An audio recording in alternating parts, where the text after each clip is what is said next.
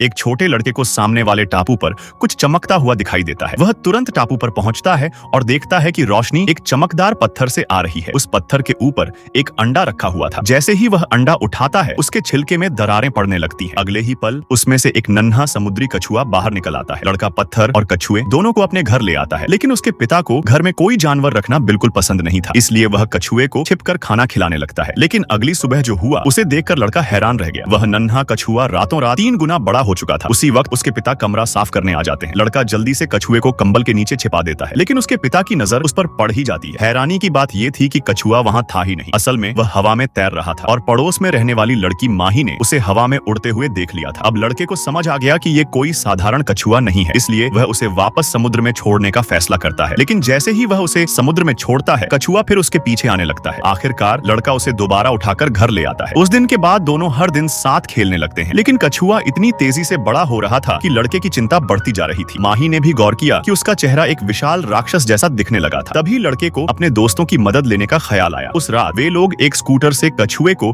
एक सुनसान टापू पर ले गए। वहीं उन्होंने उसे छिपा दिया। अब जब भी लड़के को समय मिलता, वह उस टापू पर जाकर उसके साथ खेलने लगा। लेकिन कुछ ही दिनों में आसपास के समुद्र में लगातार जहाजों के डूबने की खबरें आने लगी। लोगों का कहना था कि इन हादसों के पीछे एक भयानक राक्षस है। लड़के को डर लगने लगा कि कहीं इसका संबंध उसके कछुए से तो नहीं। लेकिन जब वह टापू पर पहुंचा तो कछुआ वहां से गायब हो चुका था। उसी समय शहर की सड़कों पर लोग डर के मारे भागने लगे। अचानक एक विशाल मॉन्स्टर सामने आ गया। उसके हमले से लोगों की भारी भीड़ फंस गई। उनमें वह छोटा लड़का भी था। उसका पिता उसे बचाने के लिए दौड़ पड़ा, लेकिन मॉन्स्टर की नजर उन दोनों पर पड़ गई। तभी अचानक समुद्र से एक विशाल समुद्री कछुआ बाहर निकल आया, और ये वही कछुआ था जिसे उस लड़के ने बचपन से पाला था। उसकी असली पहचान थी पुनर्जन्म लिया हुआ गैमेरा। लेकिन ताकत के मामले में गैमेरा मॉन्स्टर के सामने टिक नहीं पा रहा था। फिर भी गैमेरा बेहद चालाक था। जब मॉन्स्टर ने अपनी जीभ से उस पर हमला किया तो गैमेरा ने तुरंत उसकी जीभ पकड़ ली, और उसी पल उसके मुंह से भयंकर आग निकल पड़ी। सीधा हमला मॉन्स्टर पर हुआ। आखिरकार मॉन्स्टर समुद्र में जा गिरा।